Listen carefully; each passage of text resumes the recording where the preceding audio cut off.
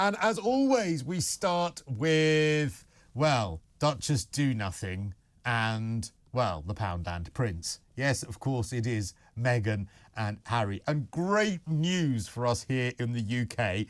They've decided that they won't be cutting ties with us after all.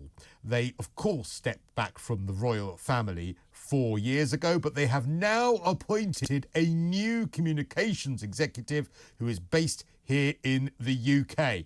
This person has joined the office of Duke and Duchess of Sussex as communications executives right here in Old Blighty, taking the role of Director of Communications, working as the main contact for the UK press. What an amazing turn of events, meaning that we can really still communicate with all of those royal press officers, or should I say unroyal, as of course Meghan and Harry are no longer royal, and we can communicate with them whenever we want. What brilliant news this is. Brilliant news other than for the employee himself, because let's not forget that there have been 5 employees of Prince Harry and Meghan who quit Archewell in a period of just 14 months. And this week we heard more revelations about that Meghan Markle palace bullying report after an ex-aide spoke out. Apparently, Tom Bower, the royal author, has now said that he thinks more details will emerge of the bullying that came from Meghan towards her staff. Samantha Cohen, who was a loyal and long-standing former palace aide, she worked with the Queen for 10 years and then was transferred to work for Meghan Markle, where she lasted about 10 minutes. She was questioned about these allegations that Meghan Markle bullied members of staff, and although she was asked by the late Queen to help Meghan acclimatise, she stayed in the role, but then, unfortunately, they couldn't find a replacement for her because things were so unpleasant. Apparently, the Sussex Survivor Squad had to all find themselves consoling each other after Meghan apparently reduced staff members to tears while she lived at Kensington Palace with Prince Harry. So how long will this new communications executive last? I've absolutely no idea. But clearly, Meghan and Harry are absolutely dreadful to work for, and they probably whine at their staff as much as they whine to the British press, whine to the American press, and whine to everyone else about how terrible their lives are and how they're victims of every single terrible thing that's ever happened in the world. So I wish this person the best of luck, because I think they're going to need it.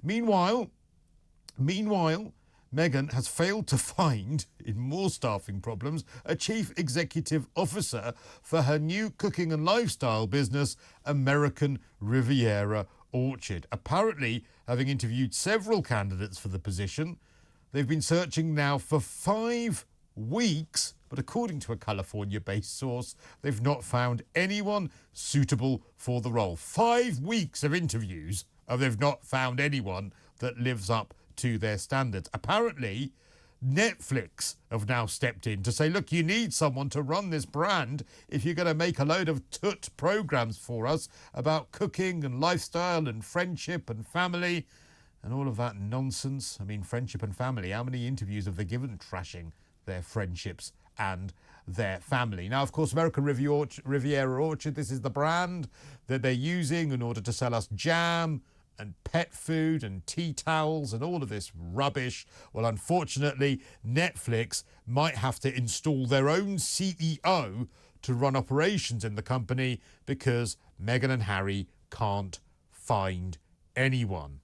Meanwhile, on the subject of jam, Buckingham Palace posted an advert for its strawberry preserve just days after Meghan Markle gave out these 50 jars of jam to these influencers. People are saying, look, Buckingham Palace, they are showing shade to Meghan by sticking out these strawberry preserve adverts. Apparently, our delicious strawberry preserve is made only the finest berries and is served in a variety of ways, according to the official Instagram account for the Buckingham Palace shop.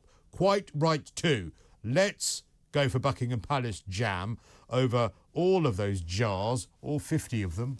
That must have been hard work. Sent to those influencers, which of course were all celebrities, all had huge social media followings, and of course all of that jam was sent to all of them from the couple who want to shun publicity.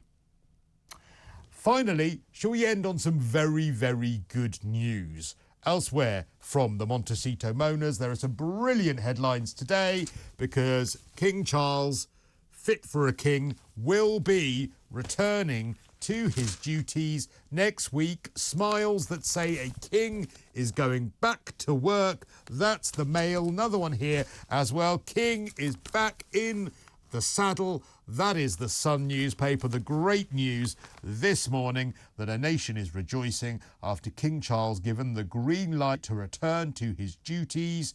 He's going to visit a cancer centre coming this Tuesday, 11 weeks after his diagnosis. And of course, this new photo is where he is seen beaming with his wife, Queen Camilla. And he's also aiming to attend the 80th anniversary of D-Day and Royal Ascot. All of these things happening in June. This is absolutely great news.